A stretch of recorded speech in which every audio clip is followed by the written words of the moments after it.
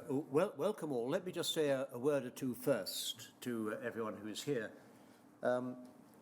It's been quite some time since I last reminded those who are here to be very careful in taking photographs around this building because it may inadvertently identify someone who does not wish their picture to be out there. They may not be anonymous, but nonetheless they are entitled to their privacy. So please be respectful, as you have been in the past. And I hope you don't mind my reminding you. You'll wonder about the reason why Regina Cheptanui sits closer to me than she does to Miss Fraser-Butlin, and it is for reasons such as that. Now, in a moment or two, Mary will invite you to take the oaths, and then Miss Sarah Fraser-Butlin will ask you the questions. Mary. Please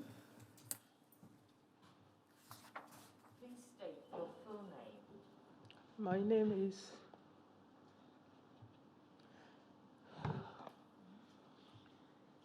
Regina Alice Cheptanui.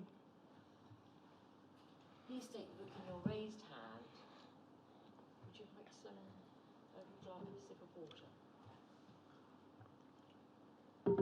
Great. And repeat after me. I swear by Almighty God. I swear by Almighty God That the evidence I shall give. the evidence I shall give Shall be the truth. shall be the truth, The whole truth. the whole truth, And nothing but the truth. but nothing but the truth. Amen.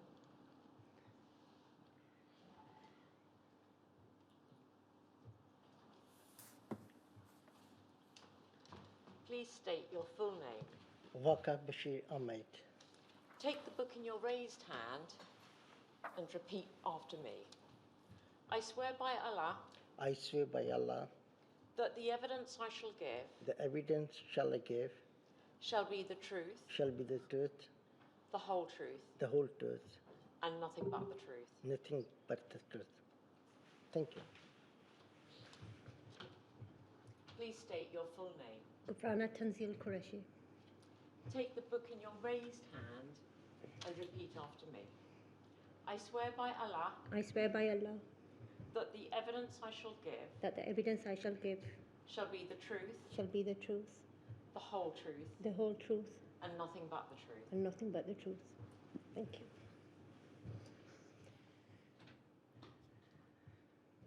Regina, Yes, you are a British Kenyan yes, I am. and you moved to the UK in 1972 Yes, when you were about 25. yes, You lived in Barbados Yes. from 2002 to 2016, yes, I did. but otherwise, since 1972, you've lived in the UK. Yes, You had two of your children when you were in Kenya, is yes, that right? I did. Yes, I did. And you did not require a blood transfusion for either of those births. No, I didn't. Can I you didn't. tell us why you're so clear about that? They were straightforward births at home, I think.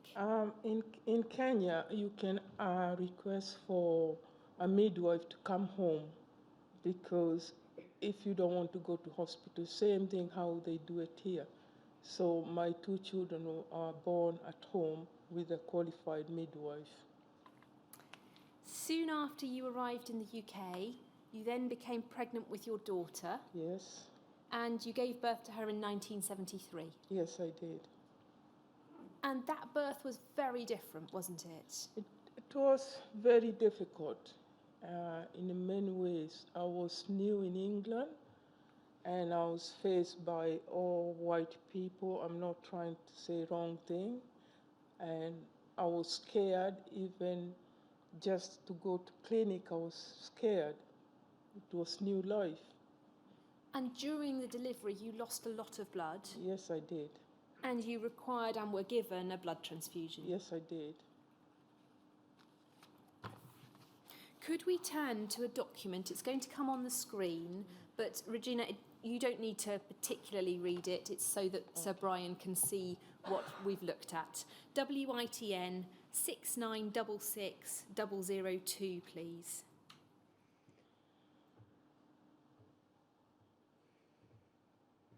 It relates to a later time in time. We can see in the top left corner, it's very faint, 1976.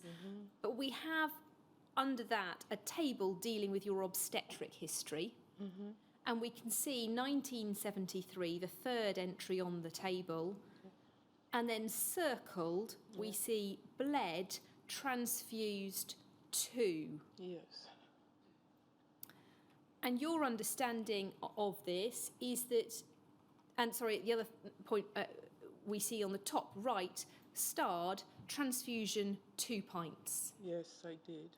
And that's your understanding that for your third baby, third delivery, you were transfused with 2 pints of blood. Yes, I did.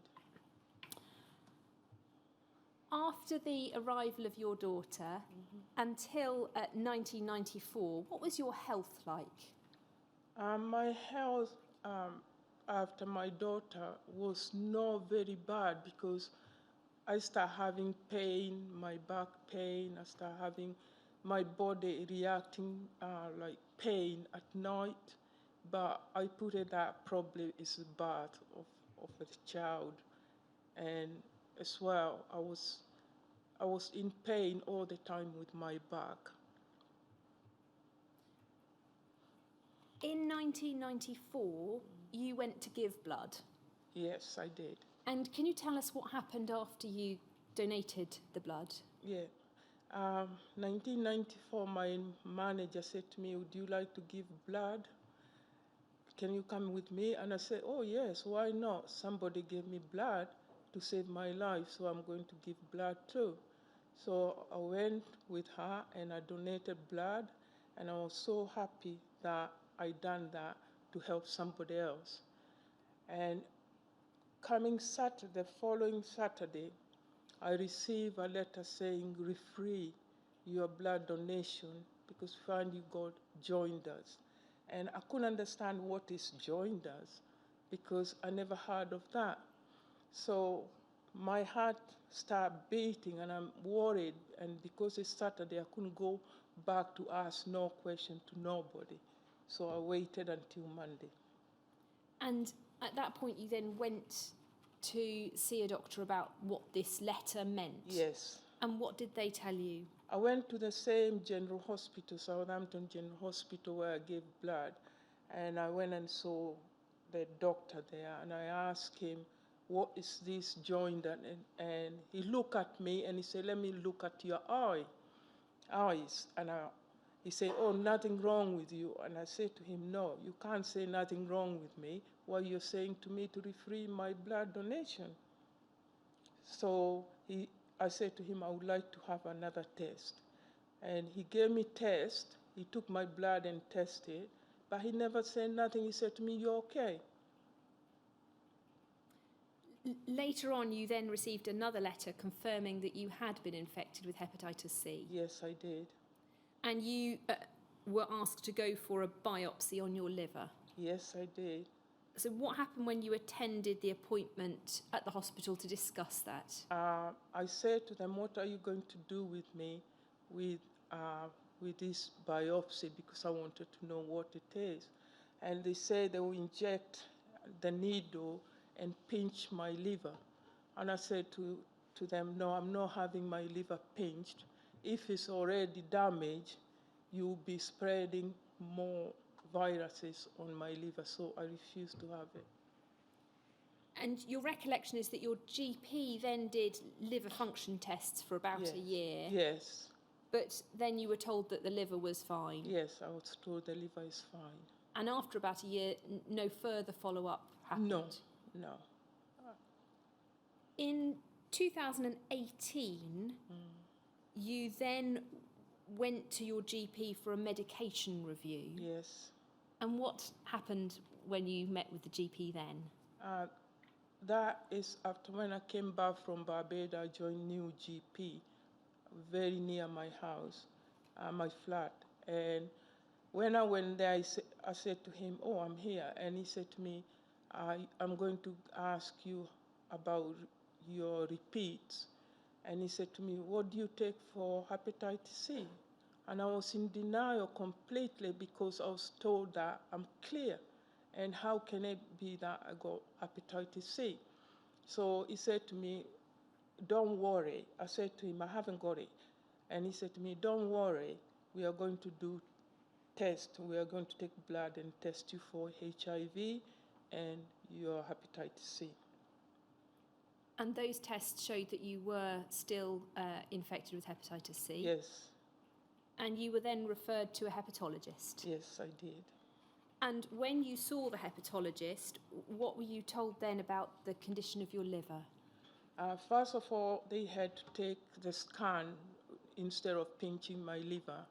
And then he said to me that my liver is affected with 3 or 4 million viruses, and I have to have medication for it so that to try and clear my virus.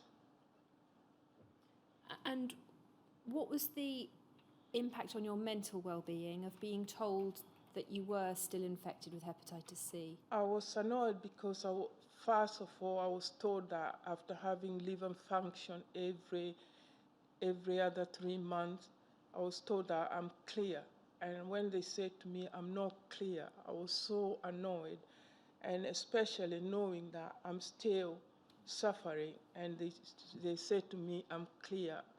I felt that I'm nothing. You've said in your statement that finding out that you had hepatitis C made you feel dirty. Yes, Even though you know it's not your fault, you still feel really dirty. yes. Yes, even up to today, I feel that if I tell people I have hepatitis C, they will think I'm dirty. And that is make me to be lonely. And even I worry about it because I don't talk about it. I try to avoid, but I did tell my church to pray for me. And you've said in your statement they were supportive and have kept you going. Yeah. You underwent treatment for the hepatitis C. What can you tell us about the side effects for you? The side effects was very bad because this medication was actually made to suit me, to suit my liver. And I started taking, I think it's called Marvet. It was Mavorette, wasn't Yeah, it? Marvet, yeah. I start taking them, and every night I take them, my stomach will be bloated, as well I'll have cramps in my feet, very uncomfortable, and then I'll get sick, like it's white and like mixed blood, like when you mix strawberry in yogurt, you see how it was that way, blood was in it. The medication you were told did clear the hepatitis Yes, C did. at that point. But what's the situation now in terms of your health, your physical health? Mentally, I'm not happy the way I was treated. I did not have nobody telling me anything or counseling me to tell me what is this hepatitis C is doing to me. So, and my body is completely different from the time I came to this country before I had my daughter. I ache, and even sometimes I ache that if I'm lying on mattress, it will be so painful, and I have to sit down, and my sleeping is not good at all. I'll sleep probably 2 hours in a night because of struggling because I have to sit down to turn. I can't turn normal how people turn in bed or how I used to turn in bed before. And you've continued to struggle with your mental well-being. Yes. Do you want to tell us anything about that? I start worrying and thinking about, is there any life? But I couldn't say that to doctors because if I say that, I know they are going to give me tranquilizers, because I've been once in tranquilizers when I was divorcing my husband. And I never took them, but still remain in my record up to today. It's still there. So I just didn't want to talk to nobody, even because doctors, they are not helping me. If I go there, they are not giving me any good answer back. As one day I went there saying to them, my feet are burning, which was burning like fire. And doctor called me back and he said to me, it's old age. And I was so annoyed to hear him calling me time for going home, because since COVID, you don't see doctor face to face. You got to wait until we make appointment for you to go and see them. And he called me about nearly 6:30, and I think he was going home, or he just remembered, I was supposed to call Chiptanui, but I didn't call her. So when he called me, he said to me, can I help you? It's Dr. So-and-so, can I help you? And I said to him, yes, I just want to know what's wrong with me. My feet are burning and burning like fire. I can even imagine if I close my eyes, it's like fire coming out of especially my left foot. And he said to me, oh, it's old age. And I was so annoyed, I didn't even want to talk to him again.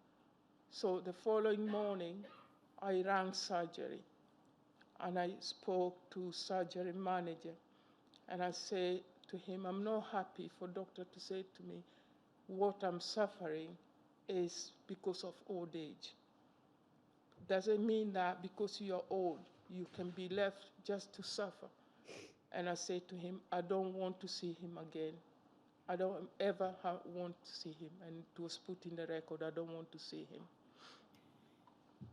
You were advised about the English Infected Blood Support Scheme, and you applied for financial assistance. Yes, I did.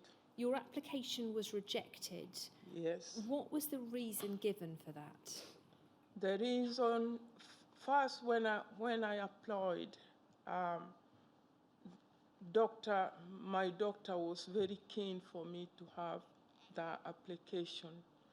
And then when I filled in, I took it back to hematologist, the Dr. Wright. And he filled in, but he never sent, because I was expecting him to send it back to me so that I can post it or read and see what he said, but he never. He sent it direct to EIBSS. Yeah. And then they sent saying that my application did not succeed. And before that, they start asking me to send them my driving license. And when I send my driving license, they said to me that, well, you are born in Kenya. I say, yes, I'm a Kenyan, but I'm British subject. And he said to me, oh, you got blood, G4. It was that you had genotype 4. Yeah, genotype 4. And I said to him, what is that? But that genotype 4 is in my record. Before I went to Harvard, that is in the record. And I came to know about it because when my record was transferred from my previous doctor to my new doctor, they did transfer 1973 record to my doctor, to my GP. So the reason given was explained to you then as well by Dr. Wright himself. Yeah. And if we look at that, WITN 6966004.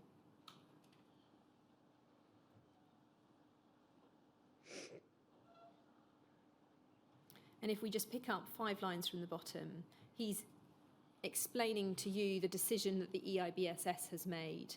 I think the crux of it is that the type of virus you have, genotype 4, is most common in Africa, and it's quite uncommon in the UK. And the assessors will have made a decision on a balance of probability that you are more likely to have acquired the infection outside the UK. And the letter from the EIBSS said that it had most likely come from a BCG vaccination in Kenya. Is that right? Yeah, that's what they said to me, but it wasn't true. It wasn't true because G4 type, junior 4 type blood group, I'm not denying that.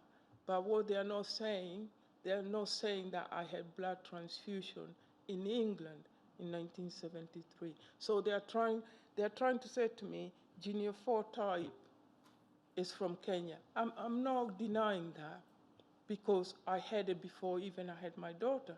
But they are not trying to say, you had this blood transfusion in England. So that is something you don't want to acknowledge all the time. Thank you. Wakar, Oh, hi. you were born in Pakistan and came to the UK as a teenager in the early 1970s. Yeah. Is that right? Yes.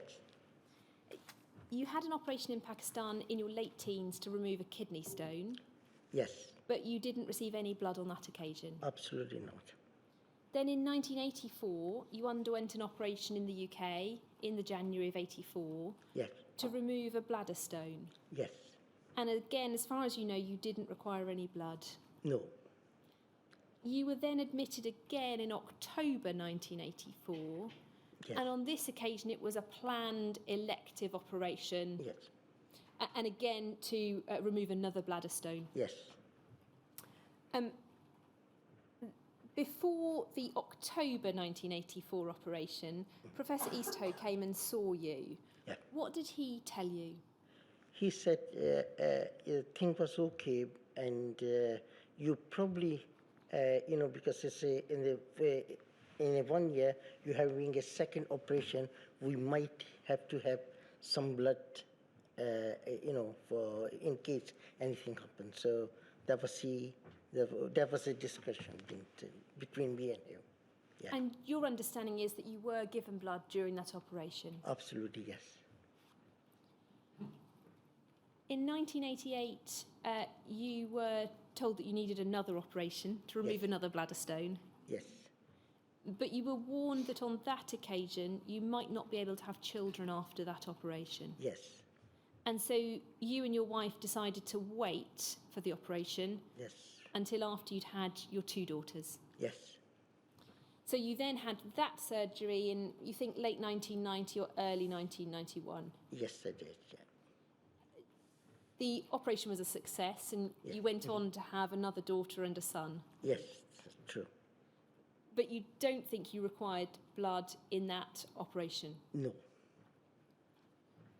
From about 1994, you've told us in your statement that your health began to deteriorate. Yes. What can you tell us about that? Well, I started getting unwell, a fever at night time, and a swollen leg and a swollen feet most of the time. So therefore, I didn't know what was this happening and stuff, and so I approached to my doctor because I used to go to see Professor Essenhai and Professor Alberti. That was for my diabetes, and that's where they told this is going to do some more investigation, and they did, and they said I have a liver enzyme very high. And I said, what are they? I was with my wife, and they didn't know. They had no answer for that. But I did suffer quite a pretty bad till, I would say. It was keep going on, but there was no cure. They never said what exactly is about my liver. All I've been told was just Freeman Hospital, or you have a, your liver is pretty, is enzyme as high, and your liver is not working as much as it should be working. And that was in 95. And it was Dr. Lee, Chinese doctor, who sat with me and my wife and explained. Not till the later on, in 90, I believe in 98, when my wife was pregnant for my son, and unfortunately I had a massive stroke.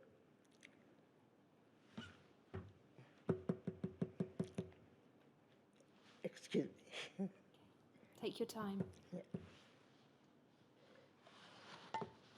I always get upset, when I talk about stuff. I can read things out of your witness statement if you'd prefer, or we can just take some time. No, it's okay, it's okay. So after I had a stroke and was moved from hospital, Freeman Hospital, to Cherryway.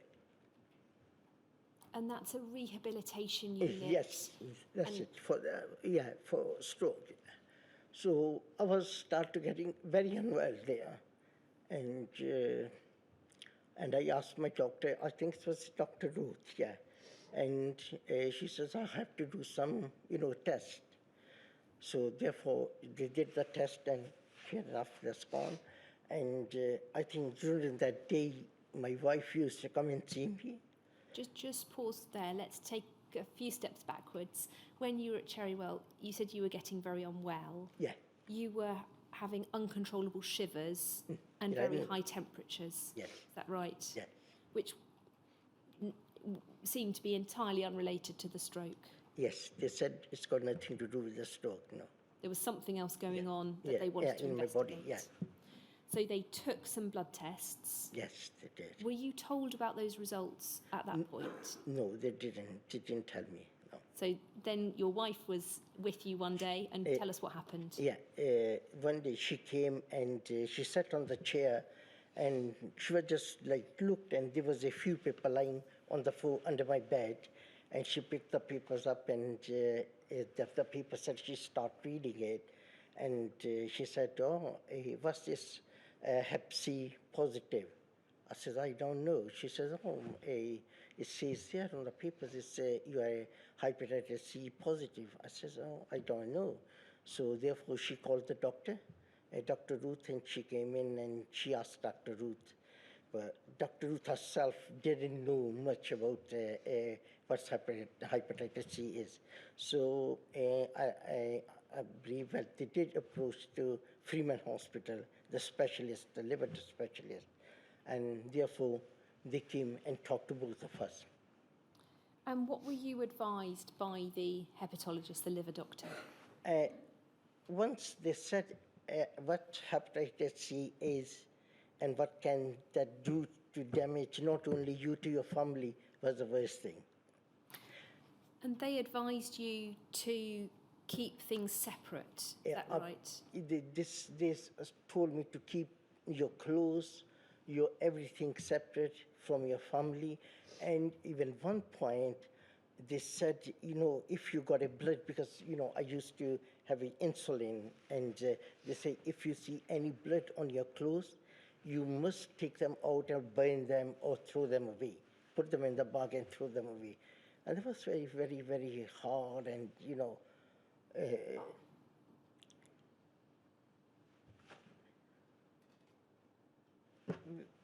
with very young from 3, it was very hard. At that point, you had 3 young children. Very, very young, 3 guys, And a 4th on the way. Yeah, and my wife was heavily pregnant, And you talk in your statement of how difficult that was Absolutely, for you. Yeah. Both having to keep separate. Yeah, from my family, from my kids, and the rest, And I think you've also said you were very worried and frightened about what would happen to you. It was the way we was told, me and my wife, that that could kill, and how dangerous that disease is and stuff, and we have to keep away from I have to keep away from other people, and that's when they said that things like you have to be away from the people in case people can cut this thing from you, and so my kid was like I couldn't invite anybody to come to my house, and even some people, they find out, and they were just a be apart from us, and therefore it's none of my fault or anything. And I was going through hell of a life. When you were able to return home from the stroke rehabilitation unit, what was your life like as a family, as an immediate family? Within a family, it was very hard, especially to my wife. She was very heavily pregnant for the kid, and in real time, she doesn't want me to see the kids, to go near the kids in case. And we wasn't being told that exactly what should we doing or what should we not. All we was being telling with the specialists that try to be away as much as you can. And it was a hell of life, like, not going, living in the same house and not going next to your kids, can't talk to your kids, can't, love your kids and stuff. It was total, and especially my wife,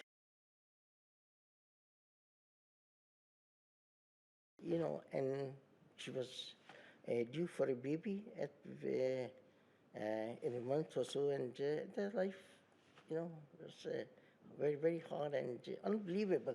We had a life that, on those years, was total. You also drifted apart from a close family member. Yes. Why was that? It was when they did find out, he had a hepatitis C, and in those hepatitis C and AIDS, I don't know, they were thinking it's just the same kind of a thing. So should be away from this person, right? And he's not even in danger to himself or to kids, but to other people as well. And all my immediate family and, and my very good friends, they were just parted away from me. Yeah. You had been running your own business very successfully. Yes. But you struggled to work. Yes. And the business failed. Yeah, yes. And so since then you haven't been able to work. No.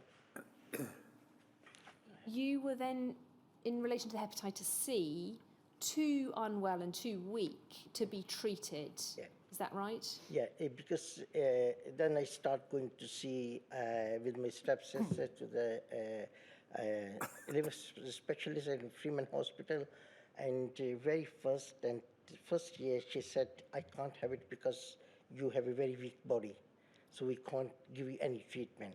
And the next year was the same thing. Yeah, not till my stepsister forced them that you have to do something about it. Yeah. And that happened in about 2003. Yes. Your stepsister asked why you weren't being treated. Yeah. And I think there was some verbal discussion about that. Yeah. What do you remember of that? Yes, we were sitting in there, and my stepsister was getting very annoyed with the things. Well, I was keep telling her, just take it easy, but she said, no, well, let me talk to her, right? Well, and she said to her, she says, I'm sorry, you have to give him the treatment. And she says, she was a little bit, I think it's come to in a rude way. And then later on, she did apologize. But anyway, they did agree they will start giving me treatment for that. And they gave you interferon only. Yes. But that, you were very unwell with the interferon. Yes, they give me for just over 10 months, and it didn't work, and that used to make me, I used to take it on Saturday, and for whole 5 next days, I was totally unwell, with the temperature and the rest, yeah. That unfortunately didn't clear the hepatitis C. And how did you come to have your second round of treatment? A year later, again, it was on to my stepsister, who made them to, give me another try. And so in 2003, 2004, you were given interferon and ribavirin. Yes, the both. And I think you said that you've never formally been told that you've cleared hepatitis C, but just that your condition was better. Yes, on the second time, when, I think it was given again for 10 months or whatever, and she said, Professor, I forgot her name again. Basendine. Beltline, Professor Beltline, yeah. She said, it seemed like you're getting better, and therefore they stopped that, yeah. Since then, though, you've remained unwell, Yes, partly because of the stroke. yeah. But in terms of your liver, what's your position been? I was like, a few years I was okay, then I started getting unwell again. And again, I didn't know what was happening. And, so they sent me back, they did the biopsy again, second time, and Freeman Hospital, and this is, I'm having a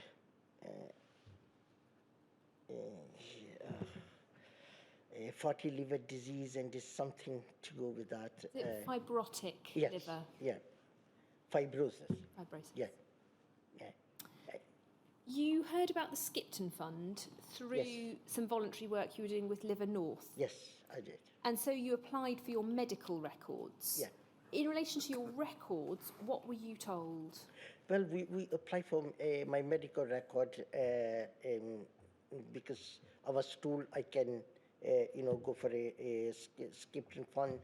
So we tried, and they said, oh, well, you have to write to the hospital, which we did, and they denied to give my my whole treatment days what I had with them. Sorry, I get confused a bit, so we asked again, and third time when my sepsis asked them again, they said they lost the paper, right? And then third time when she said, she wrote a letter to a head of Newcastle, I can't remember his name, and then they was given a part of my record. So initially you were told there's nothing there. Yeah. Your stepsister persisted and got a few records. Yes. But there's very little of them. Yeah. And there's no record of a blood transfusion in there. I couldn't find this. No. Yeah. And there's nothing in the GP records either. No. But the records you have are very patchy and very limited. Yes. You applied to the Skipton Fund and were turned down. Yeah. And do you recall why that was? They said because there wasn't enough evidence of a blood fusion given it to me in UK, and I didn't argue with them, but I just said, look, I was very young when I came in this country, and and if I got a Hep C, I got it because I had so many operations in Freeman Hospital and was given the blood. So, and they says, oh, well, you might have this in Pakistan. I said, oh, 14, 15-year-old boy going to have so it was just a mix of, yeah. It is very annoying, by, when they try to blame to someone else, yeah, which is I think up to date is things happening, yeah. And the letter from the Skipton Fund, so we don't need to look at it, but for your note, WITN 4265003, it simply says, it's with regret I must advise you that the application's been declined. This is due to the lack of supporting medical records confirming that you were treated with NHS blood. It's the standard refusal without records. Thank you. Thank you very much. Gufrana, you're here to speak about your late mum, Mahmouda Adib Khanum. Mm-hmm. Your mum was born in Pakistan. Yep. She grew up there, got married there, Yes. and your sister was born in Pakistan in 1969. She was, yeah. Then your mum came to the UK with your sister to join your dad. Yes. In 1970 or 71, your mum had a miscarriage, and she was admitted into Staincliffe General Hospital, She was. which is now Dewsbury District, It is, yeah. within that trust. Your mum was in hospital for 3 to 4 days. According to what she said, yes.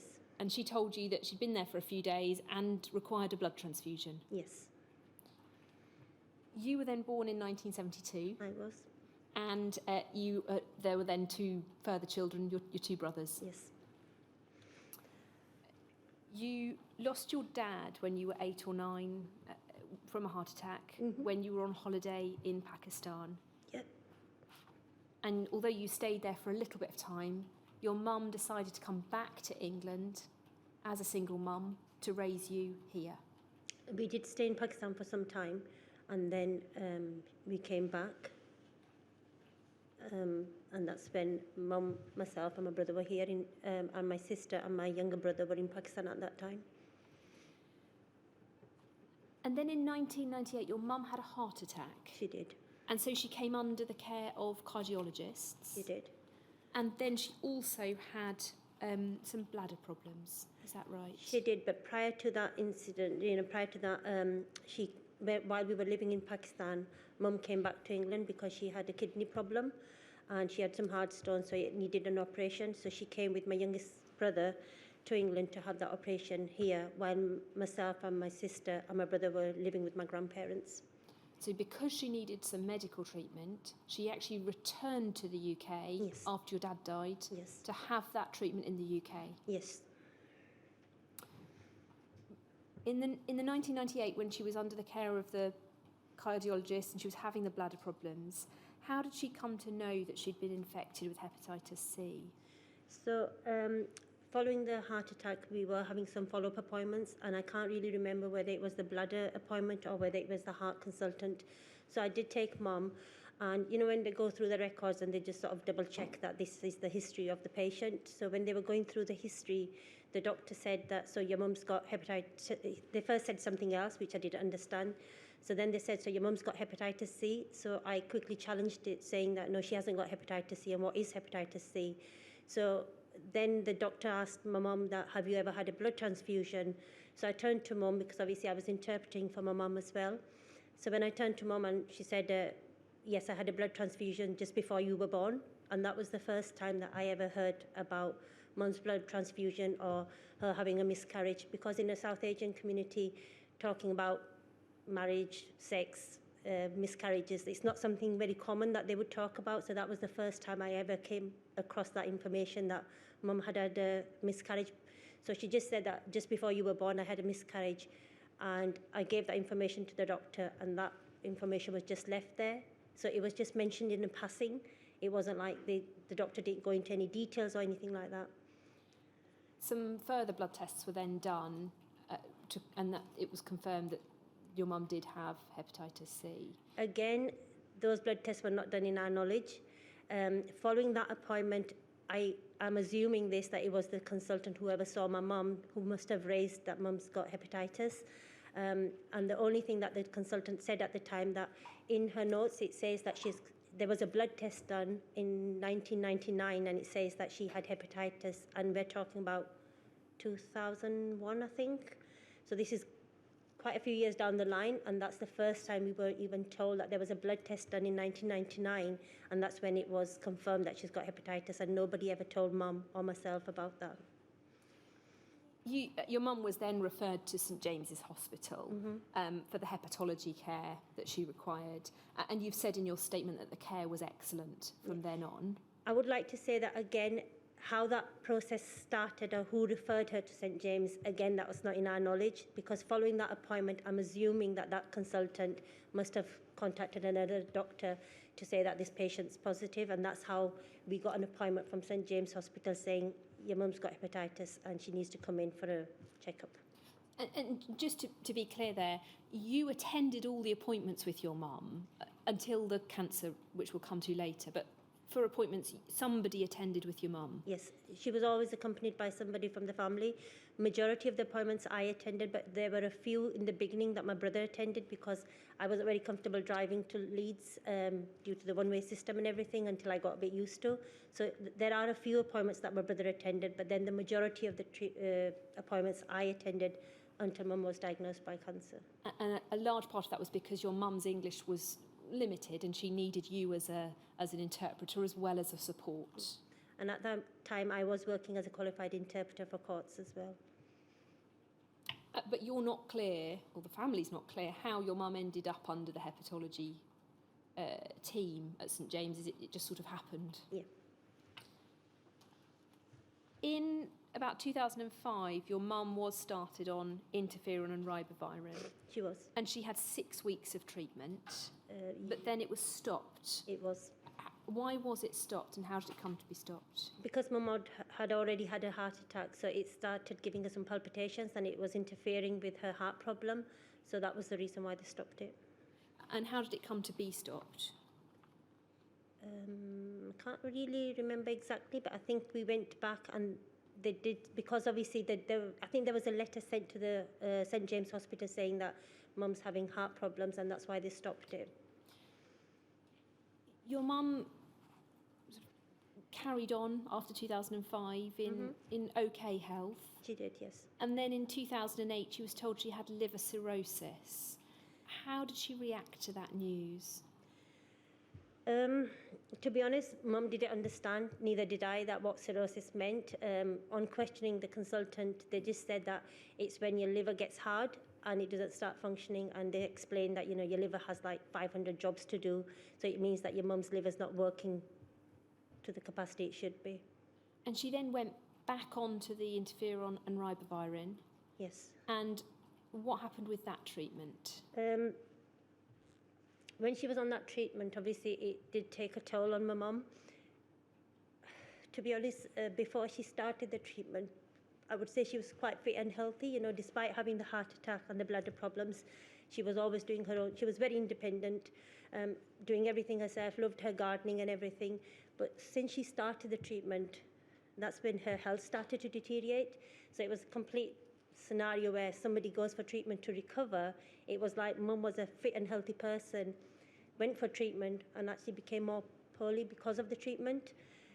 It did take a toll on her to a point that, you know, she would have just like the gentleman sat next to me, Mr. Vakar, she would have her injection on the Thursday, and the next day she would have all the symptoms, aches and pains, mood swings. She would sleep quite a lot.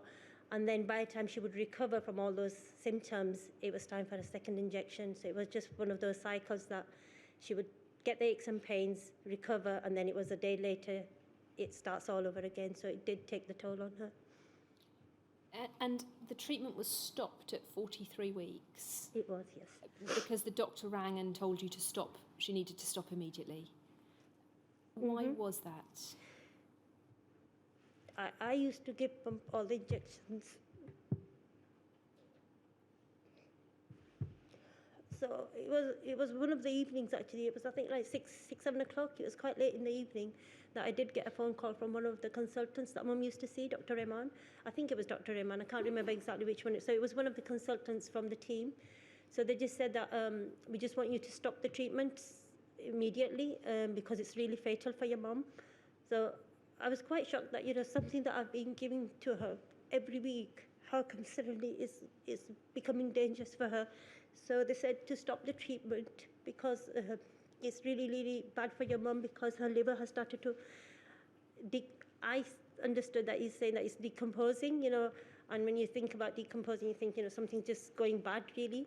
So I took the phone call, spoke to my sister, and I said the same thing. I said that they're saying the mum's liver's decomposing, so we need to stop the treatment. My sister is a doctor, and she explained that it's not decomposing, it's decompensation, and I didn't even understand what that meant at the time. But for me, it was more like, what have I done wrong? You know, have I overdosed her? Have I done something wrong? Because every week I was giving the treatment to her, and that's when the treatment was stopped. The treatment had also not cleared the hepatitis C at that point. And a short time later, you attended an appointment with your mum and were told that this was, in fact, a meeting about whether your mum could have a liver transplant. Yes. What can you tell us about that meeting? Again, you know, because Mum was having follow-up appointments regarding her blood tests, you know, every week she would go for her blood tests. Nobody explained why we were going for that appointment. I was assuming it's just another blood test that they're going to do and we'll be coming back. I took my son at the time with me, and that's when they said that she's having an assessment done for a liver transplant. that was even more shocking to think of a transplant. That means that her liver's completely gone now. So she was having her tests. I had my baby who was crying as well. I was quite emotional that, you know, am I going to lose mum? Just take a moment. Take your time.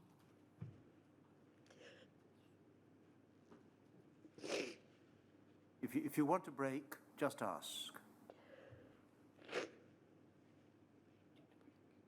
Because after losing Dad, Mum was everything for us, and we are quite a close-knit family. But Mum pulled through that, and she had all her tests and everything. And after that, we were called for another meeting. That meeting was without my mum. It was myself, my sister, both my brothers. And they just said that they talked about what liver transplant is and, you know, what are the other options. They explained that there are different ways of doing a transplant. We can give her a full new liver, or it could be that if the family is a match, they can, you know, take a segment of one of the healthy livers and transplant that, and that will help your mum's liver to sort of get better. And when it's family, you would do anything for your family. And again, maybe because we lost Dad at such a young age, Mum was everything for us. It was me and my brother. We're like, oh yeah, we'll go for it straight away. So, you know, and then they explained, you know, it's not just like that, you know, we have to go through the procedures, but we'll wait and see what the MDT decide. And that was another term. Multidisciplinary team meeting. Yeah, so again, not understanding what MDT means. Again, we asked and they said it's going to be a meeting where the specialists are going to be there, the radiologist, the anaesthetist, the heart doctor, they're all going to be sat there and they're going to make a decision whether your mum is suitable or not for a transplant. And unfortunately, at that multidisciplinary team meeting, it was decided she wasn't well enough and wouldn't survive a transplant. Yeah, the doctor's words were that if we do put her to sleep, she may not come round. But in 2009, your mum's condition improved. What can you tell us about that? Again, she went for her normal checkup and everything. It was Dr. Davis who saw Mum, and he was quite shocked himself, and he was like, I can't believe these results, you know, they're so good. That means your mum's liver is getting better. And I think it was just that news for my mum that my liver's getting better. She just perked up suddenly to a point that, you know, she was back to normal. Her mood swings were gone. You know, it was that, I think, that mentally not having somebody to talk to, not having her husband there to talk to. She wouldn't talk about her illness to us in terms of her children. You know, she wouldn't talk about what she was going through or what she was feeling. She kept all that quite personal to herself, maybe. So it was quite a relief for her that she was getting better. So from that, I don't know how, whether it's our prayers or whether it was a treatment, I don't know, but she just suddenly started to get better to a point that the doctor did say that there's no point telling her that she's still got the virus. We'll leave it to this point because she looks so good in herself. And so in 2016, your mum was still doing well, and she underwent treatment for the hepatitis C, but with the new direct-acting antivirals, not the injections.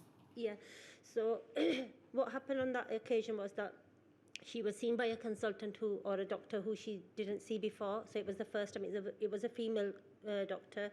And the first thing they said that we've got a new treatment, and Mum, she didn't even go any further, Mum, that I don't want any more treatment, because obviously the first treatment had such a bad impact on her health, her mood, the aches and pains. She was always complaining that she's got this metallic taste in her mouth, which when I spoke to the doctors, they said it's due to the ribavirin tablets. And they said it will be, but it wasn't as if it's just finished. Even finishing the treatment, she always had that taste for quite some time.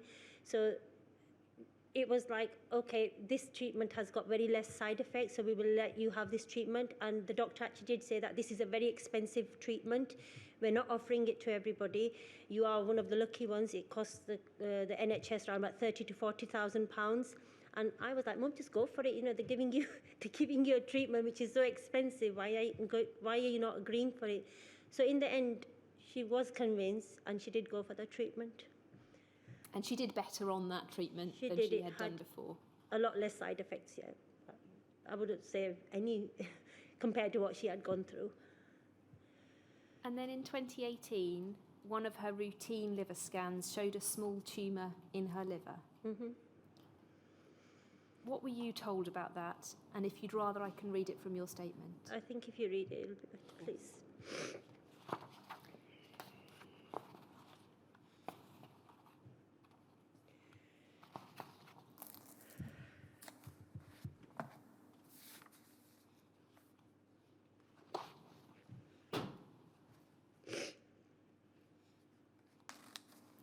Sorry, sir, there's 2 references to it. I just want to make sure I pick up the right reference It's the for Dr. you. Jones one. It is. I didn't attend those appointments. It was attended by my sister and my brother. And there was an interpreter on the first appointment. That's paragraph 50. Thank you, sir.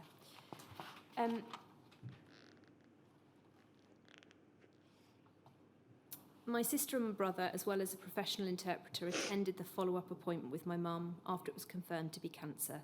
My mum was very upset and asked a lot of questions. I didn't feel able to attend this cancer appointment as I could not cope with it at the time. Dr. Jones explained that it was pea-sized and was one of those cancers that would not develop rapidly. They explained that it would take roughly 5 years before my mum would experience any dramatic changes. At this time, there were also meetings to consider options such as radioablation treatment, in which the doctors could use a laser to burn the cancerous area. However, the cancer was located in the middle of her liver, so the doctors decided it was not advisable to go ahead with that plan. In fact, your mum's condition deteriorated quite rapidly, and she developed encephalopathy and became very confused and disorientated. To be honest, the encephalopathy, I can't even say this word, the confusion stages, she did have it throughout her treatment, but then towards the end, it was getting very, very frequent. That it was like from one hospital to other. We were like, one day we were in Dewsbury Hospital, then Pinderfields or Huddersfield. So we were always taking her to hospital because she developed into a pattern where she would start getting very confused, very disorientated.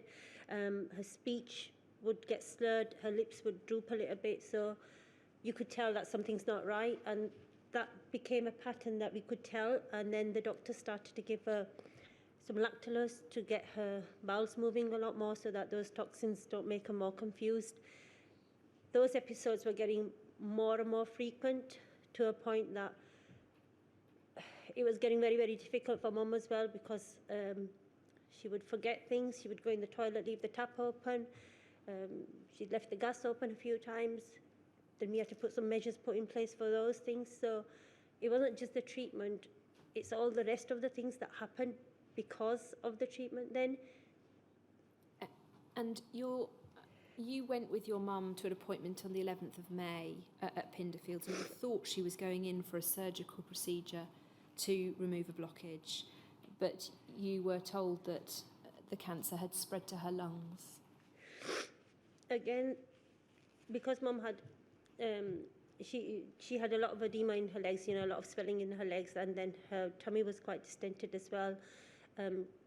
The doctors came a few times at home and they did think that she might have a bowel blockage, so it would be better that she goes in to have that checked out, and if there is a blockage, they'll have to treat it immediately.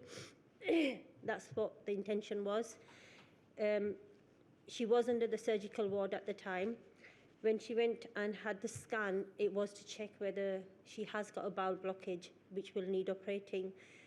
And that's when it appeared that the cancer had spread. The cancer that we were told is a pea size, won't spread for another 5 years, won't impact on her.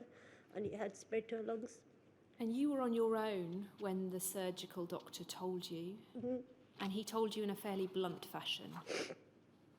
Mum was asleep at the time, so when the doctor came in, I just stood up, and he was very blunt in the sense he was like, "Well, I'm sorry to let you know that your mum's cancer has spread to her lungs, and she can die within like 3 days, and it could be a matter of hours or a matter of days."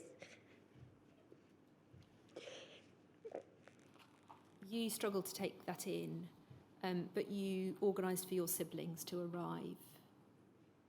Yeah. And your sister, as you say, who is a doctor herself, actually spoke with the doctor, and you've described it as telling him off for how he'd spoken to you, because she felt that what had happened was inappropriate. Yeah, because when I called my sister, I just said to her, I said, get to Pinderfields really quick. And obviously being a doctor, she was assuming a lot of things which I didn't even think about. So she just asked me, she said, is everything okay? I said, no, just get here quickly. So she asked me, is it really bad?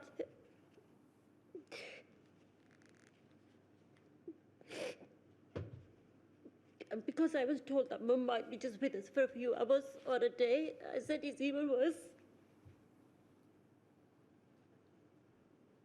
Do you want a break? Do you want to take a break, Gafrana?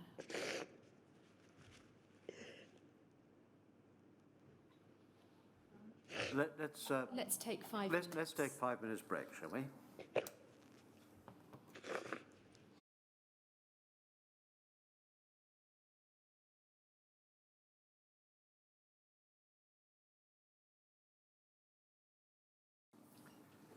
So I'm just going to read a number of paragraphs from Gafrana's witness statement, and if Gafrana wants to add anything, she's going to interrupt me. In your statement, Gafrana, you say this. Following this, there were several doctors discussing with my siblings and me about next steps. They were explaining the protocols, such as not resuscitating my mum. I couldn't even take in what they were saying at the time. One of the doctors said, I'm telling you, your mum's not going to walk out of this hospital alive. I was in shock. I thought they were giving up on my mum. Either my brother or sister signed the forms, but I didn't want to. I asked the doctors to show me the scans, which showed she had 5 lesions on the lower lobes of her lungs. The cancer had spread throughout her lungs. We called my mum's brothers, my uncles in Pakistan, and relayed the news to them. My sister kept looking at my mum and said that my mum's current condition didn't match up with what the doctors were describing. My brother advised my uncles in Pakistan that they should immediately travel to the UK, and I liaised for the provision of a hospital bed for her discharge, which was provided within a day. She was discharged home with a referral to the palliative care cancer team. Mum knew about the cancer, but she didn't know about the spread and the end-of-life prognosis. In her mind, she'd gone in with a suspected blockage and come home with a medical bed and commode, so she didn't understand why she'd been sent a medical bed and increased care package, and so she refused to sleep in the bed. She continued to sleep in her bed downstairs at home. It wasn't until she became so ill that she was prepared to sleep on the bed. My mum knew something wasn't right, and she would say so, but other than that, she let it go. Her brothers arrived not too long after, and again my mum questioned why they were here. We explained they were coming to spend Eid with us, but she kept saying, why are they coming? She was suspicious about it even when they arrived, coming without their wives. I think she knew what was going on, but none of us had the courage to talk about it. My uncles ended up staying for 3 months until my mum passed away. I think she lived a lot longer because of my uncles being there with her. They gave her the best 3 months of her life. They were cracking jokes and laughing, recalling memories from their childhood. It felt like my whole family moved in with my mum during that time. And your mum died on the 21st of August, 2019.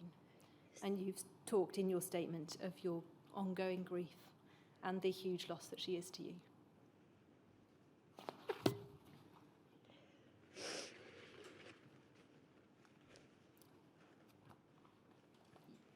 I want to deal with one last topic with you, which is the Skipton Fund. Your mum never received any support from the Skipton Fund. In 2009, you applied to the fund.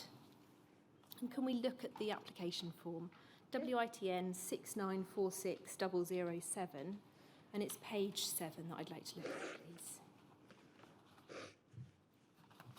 This is part of the form that the inquiry's seen for many people applying, and we see there that the date of when the infection probably occurred is query 1960s, and then routes of acquisition is unclear. Previous transfusions in UK during pregnancy in the 1960s.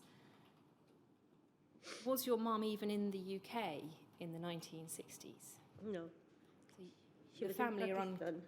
Say again. She was in Pakistan and she was single at that time. So your family are left somewhat confused as to why it's been written in the form by the doctor that there were transfusions in the 1960s in the UK. Yeah, because I didn't see this evidence. When I left the form with the consultant, they filled in the document, the form, the sections that they had to, and they sent it directly to the relevant place. So I didn't even know that they put 1916 there.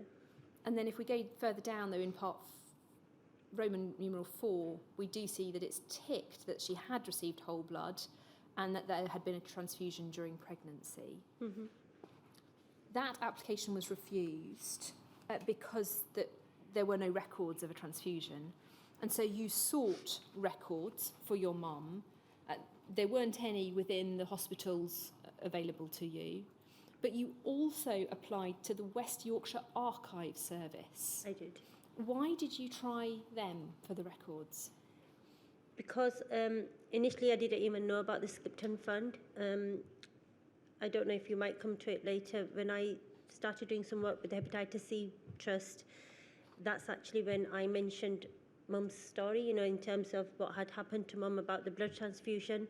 And it was actually an email that I was sent by the Hepatitis C Trust. It's from Samantha. I know she's in here in the room today. I had an email from Samantha saying that you've mentioned that your mum's had a blood transfusion and it was in the UK, and if it was in the UK, please look at the Skipton Fund. So the application form was sent by the Hepatitis C Trust. So I don't know where all this came from. So obviously, initially, it wasn't my responsibility to look for the records. I was given a form, I've completed the form. Mum's given her statement to say that she's had a blood transfusion, and I left it on that. Because there were no records, I had to get some more evidence, because that's what the rejection letter said, that there wasn't enough evidence as well. So requesting from the archives was because Mum's name was spelled in quite a few different ways. On her passport, it's a M-A-H for Mahmouda. In some spellings, she had M-E-H. Somewhere she had Mrs. Khanum. Somewhere it was Mrs. Jamil, which was my father's name. So because there were so many names, I had to send an application to say, could you find records of this person with these names, these spellings, and see if you can find any blood transfusion record.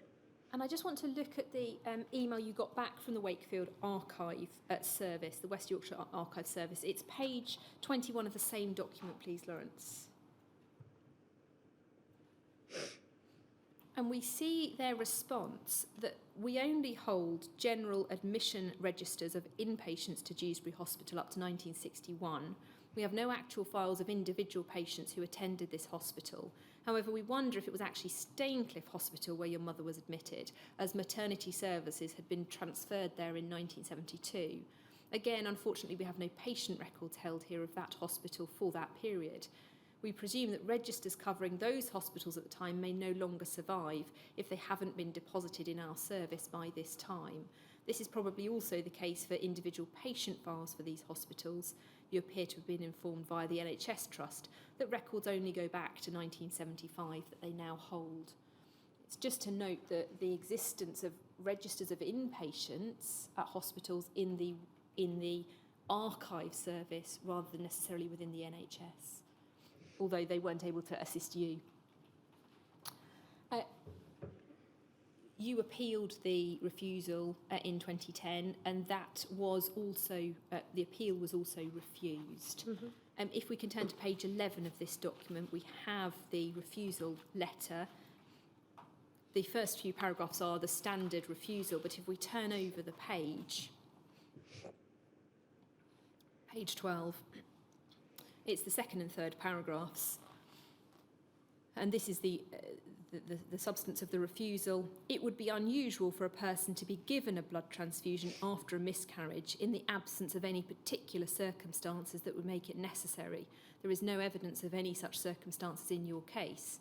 In addition, genotype 3 hepatitis C, with which you were infected, is 90% prevalent in Pakistan, as opposed to 50% prevalent in the UK. This suggests that you may well have been infected in Pakistan before arriving in the UK. As a result of these considerations, we are not satisfied that it is probable that the infection resulted from NHS treatment, and accordingly regret that we must refuse your appeal. In your statement, you've said you feel like no one believed that your mum had contracted the hepatitis C in the UK from her blood transfusion. Do you want to tell us anything about that? It's because why would Mum say that she had a blood transfusion and when it was asked as a passing, you know, that have you ever had a blood transfusion? Mum said that at the time. At the time, we didn't know about the skip term fund, we didn't know about anything else, so it wasn't something that, you know, she knew about. She didn't even know what hepatitis C was at the time. So I only feel she wasn't believed. Just because people in Pakistan with genotype 3 have hepatitis doesn't mean that Mum contacted it from Pakistan when she's had a blood transfusion. And there is a statement which I did pass on where Mum goes into a lot of detail saying, I was admitted in hospital, I was there for 3 days, my doctor was in shoulder stop. You know, she knew all the details, you know, exactly when and what happened. So just by saying that, you know, she's got it from Pakistan means that they're not believing her. They're not believing that she's got the hepatitis C from UK. They're not saying that she's had the blood transfusion. Then it means that they're not believing her just because she's from a Pakistani background. And for your notes, sir, that there is a statement that Ghufrana had translated, and it's all signed and written down. It's on page 14 of this document. So it's the same URN, but page 14.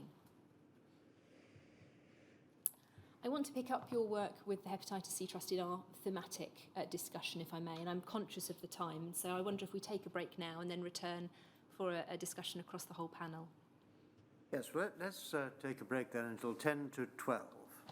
10 to 12.